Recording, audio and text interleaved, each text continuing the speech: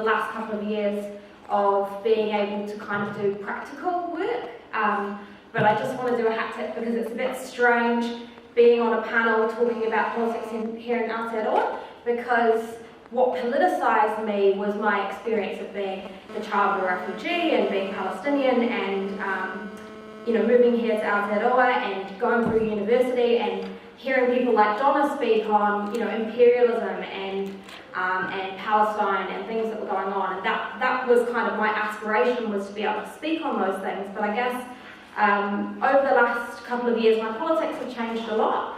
And I actually have a little note in this book, which is 2 years old, which I think it was something that maybe Ian said to me, and that was that the main enemy is at home. And that's not to say that I don't think internationalist politics is important, or that we shouldn't think about what's going on in our international context. Absolutely we should.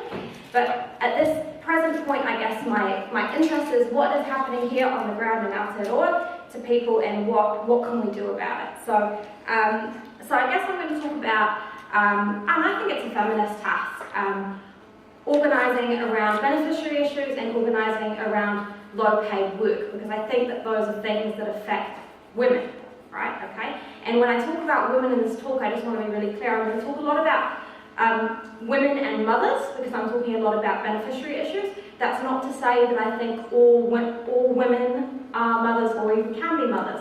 I just want to be clear that I'm not conflating those two things, but it may seem like I am. So I want to talk a little bit first about where we are. So I want to talk about where we are in terms of welfare.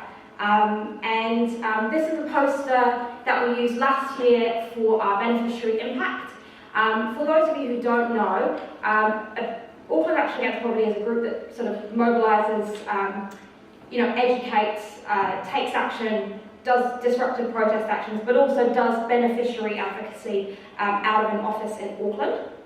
And last year, I was the coordinator of Auckland Action Against Poverty, and we went out to Māngere and we worked with 500 people just to get basic entitlements. But I have to say that was it really changed my entire view on everything, really, being in that experience. And I didn't realise it at the time. There were about 1,000 people outside the doors of Working Income Māngere, and the desperation in the air was so palpable. People were collapsing because of the crush of the crowd, just wanting to come in and speak to an advocate. So some of these people had not been to Working Income for 2 years because of fear, because of previous experiences of humiliation. And that's actually the gravity of what is going on in a lot of communities in Aotearoa, and it's not something we hear about typically.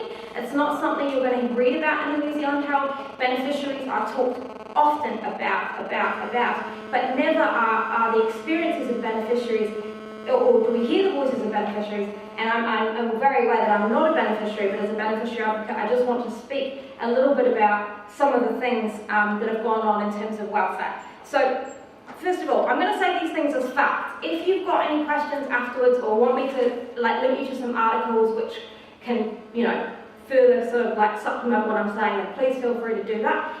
So I would say the welfare system here in Aotearoa is a punitive system, and it's more about disciplining the poor than assessing and addressing real need. And I want to say also that even though things have got worse since the national government came in, this is not a new phenomenon. So welfare cuts in the early 90s meant that they did an assessment of how much it cost to live. This was like a very baseline assessment, and the researchers advised. By the way, I just want to be really clear that this is if you have the time to prepare the food. What the government at the time did was cut that amount of money to 80%.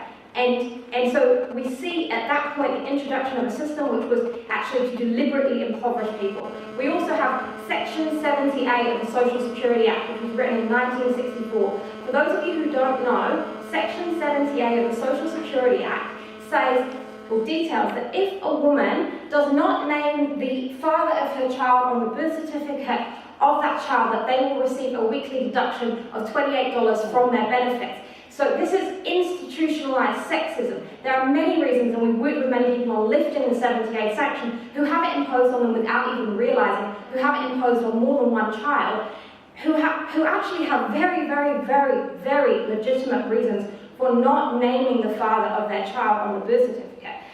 We also have, it was a Labour government who brought in a policy which dispossessed people from their lohi, which said if you want to access a benefit, you will need to move to an area where there are jobs. So not only was there a way of dispossession through colonisation, but the welfare system itself was used to dispossess Māori and Aotearoa. So this institutional sexism and racism is at the heart of our welfare system.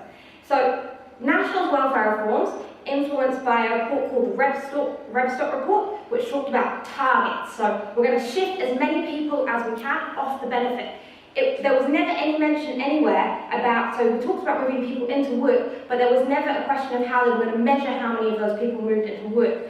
So we know the reality is that many of the people, I think it was 84,000 people faced sanctions last year. We know that half of those people did not even enter into the workforce.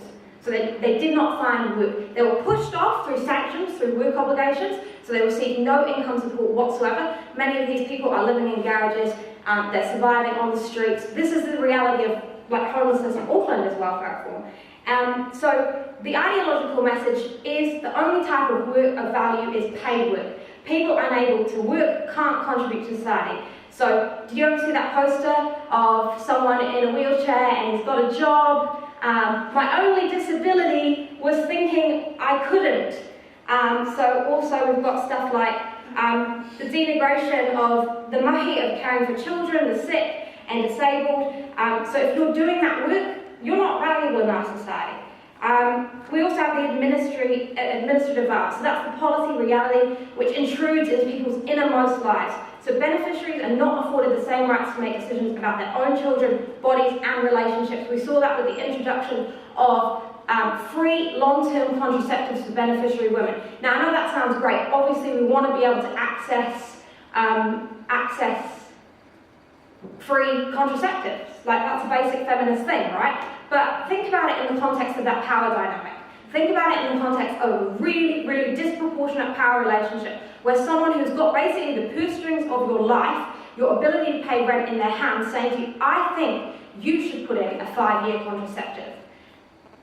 So, okay, so that's the reality. So because of work that AAAP did around that and Sue Bradford's comments in the media, they don't actually enforce that on people.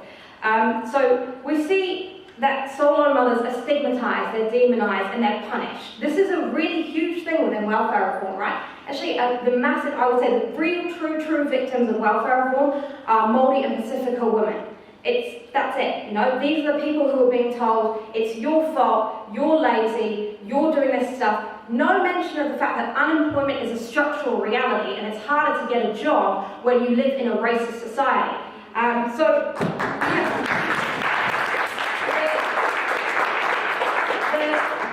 sort of psychological effects of this are immense, and a study revealed that many beneficiaries responded to their experiences at WINS by displaying the same behaviours as people in abusive relationships.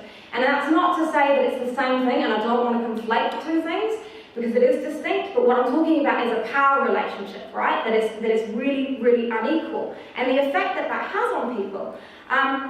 Just recently, a woman that I know, her husband, she's a woman in GI who's been evicted from her state home, whose husband was dying of cancer, whose death was actually, probably fast-forwarded through this process of being under an eviction notice, went to Work and Income, and she was asking about her rights. And at which point she it was attempted to escort her out because she was getting upset.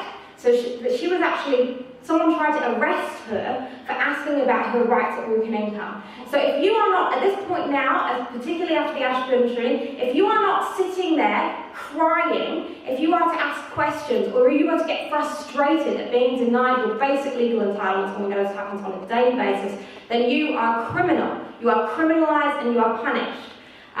So the government itself admits that the motivations are not entirely related to cost saving. If anything, the provision of bringing in private contractors to do the work of Work and Income has actually cost more money. The money that goes to private contractors has doubled in the last year, and Paula Bennett herself admitted they brought in another form for solo mothers to fill in. It's like 70 pages long, and now they have to fill it in every year. It's basically a way of, making sure that people fall off the system. It's another hoop to jump through. So they spent $11 million on administering that change for creating another hoop. And when Paula Bennett was asked about the reasoning behind this, she said yeah, okay, it's going to cost us some money, but this is about teaching people a lesson.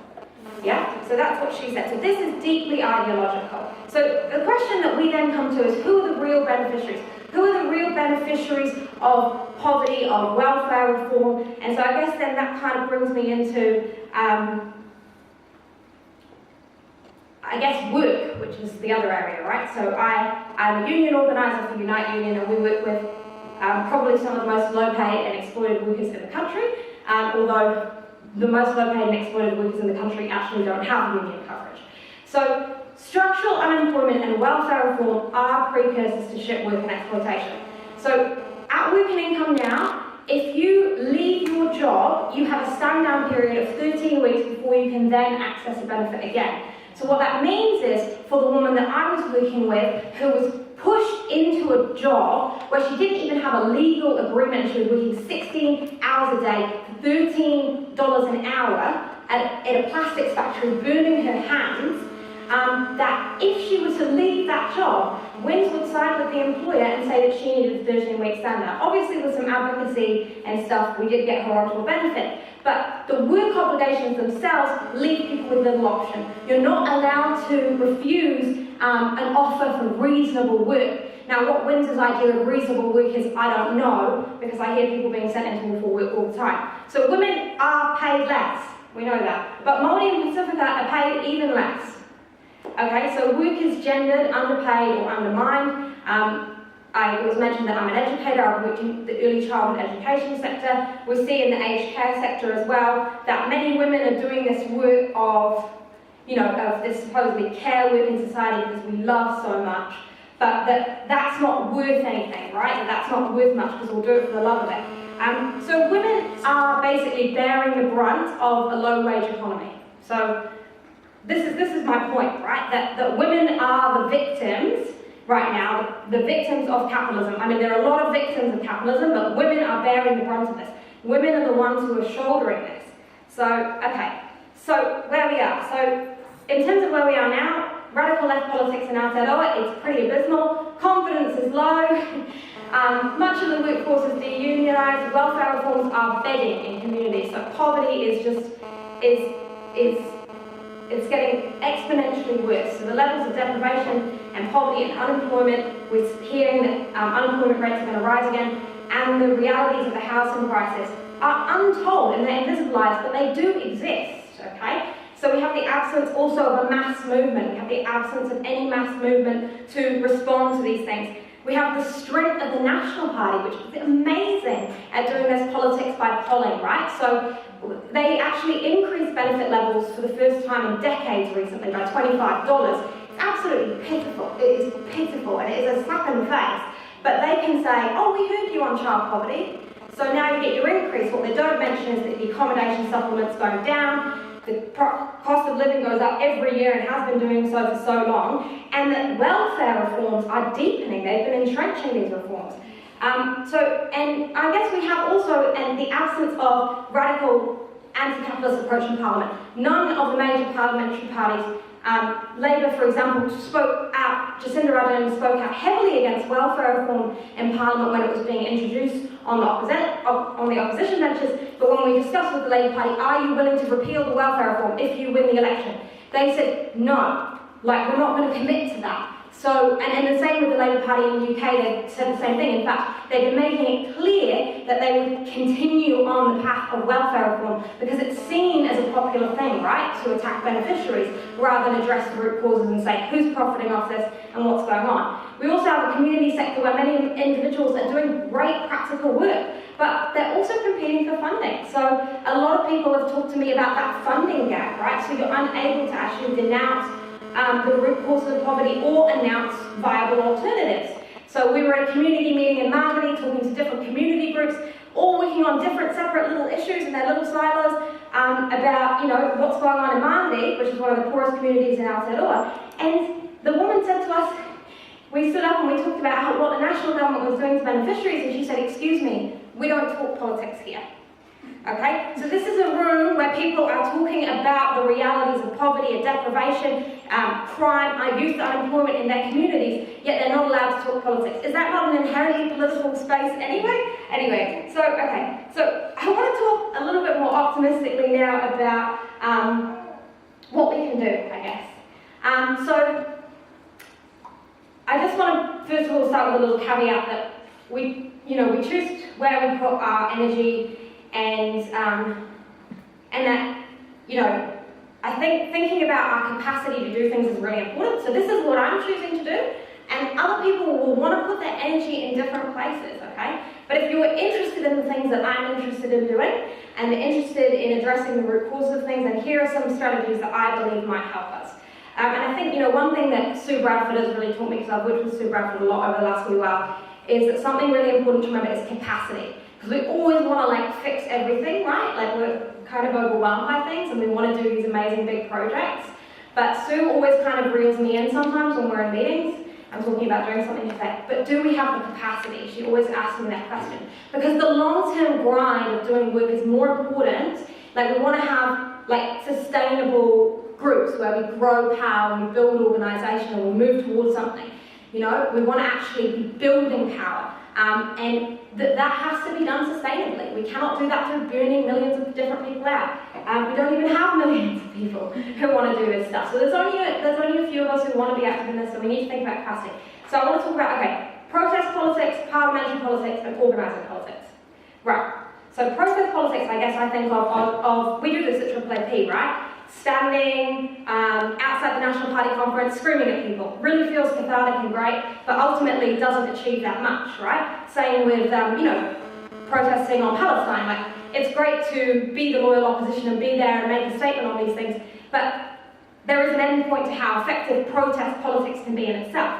Parliamentary politics, I think I've kind of gone, hopefully, into the limitations of parliamentary politics, or at least hinted at them. I think there are serious limitations. So I guess what I'm interested in is organising politics, because I believe that organising, the right wing is organised, right, and they're powerful, and they have access to resources that we don't have. Organising, because we can be powerful and we can win, but it requires us to be organised and to stand together. So that's kind of talking about, so yes, I think we could do protest politics, and I even think, if you want to do parliamentary politics, cool, but understand that those are tools to being organised, and that organising politics is where power lies, I guess, or where we can gain some power. So collective action is obviously working together to build power.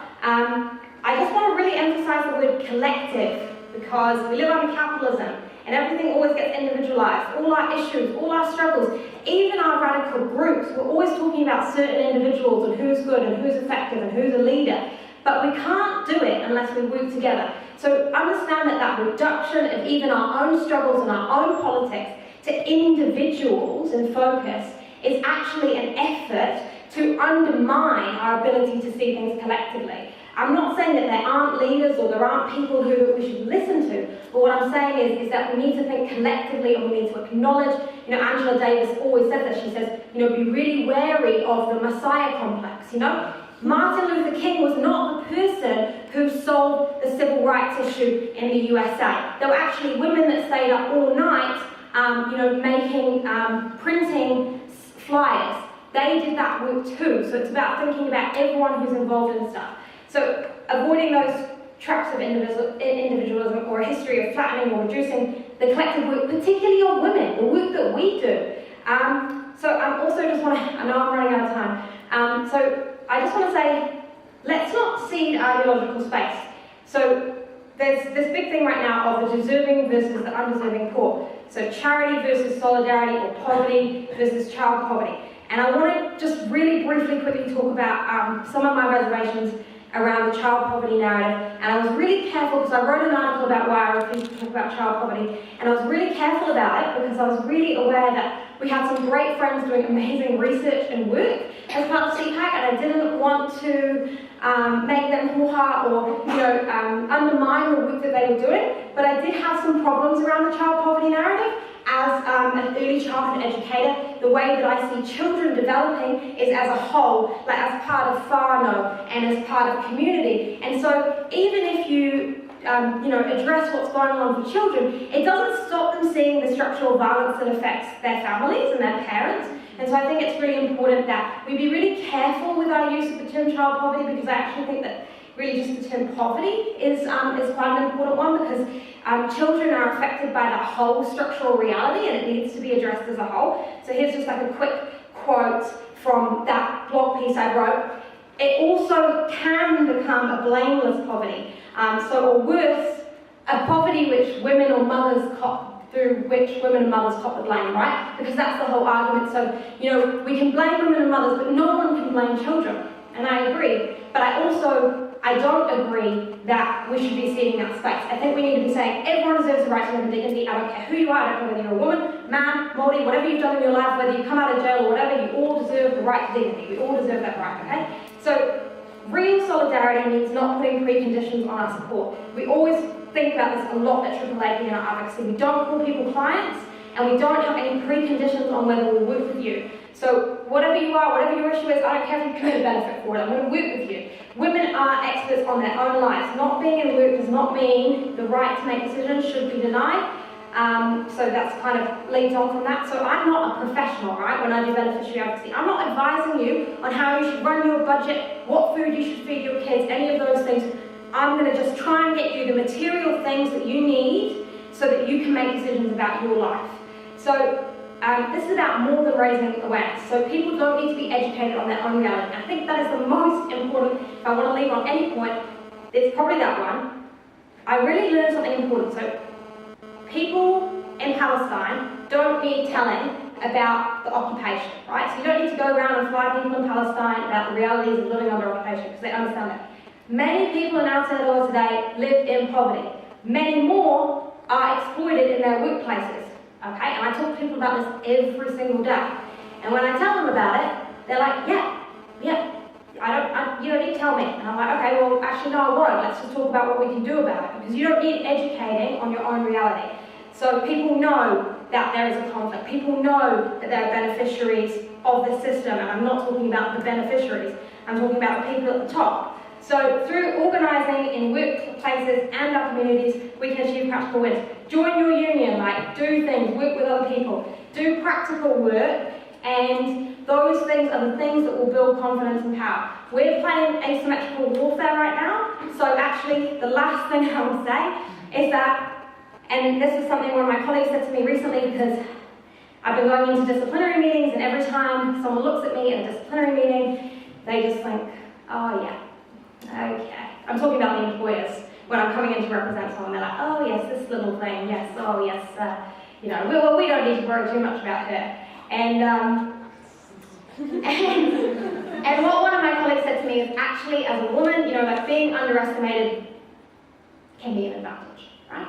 Because people are going to look at you and they're going to make assumptions about what you can achieve. They have no idea about what you can achieve collectively. We can be really powerful, but even as individuals, even when I walk into that room, there is stuff that I'm going to be able to do that people are probably not going to expect. That's actually that. A lot of the time, it's hell, and it's a really, really frustrating thing for us to deal with as women, but sometimes we remember we're playing asymmetrical warfare, and we use it to our advantage. So that is where I want to leave it. This was a picture I took of a little boy called Devon when we were moving the office at AAAP, and that's where I want to leave it. Thank you very much. Sorry.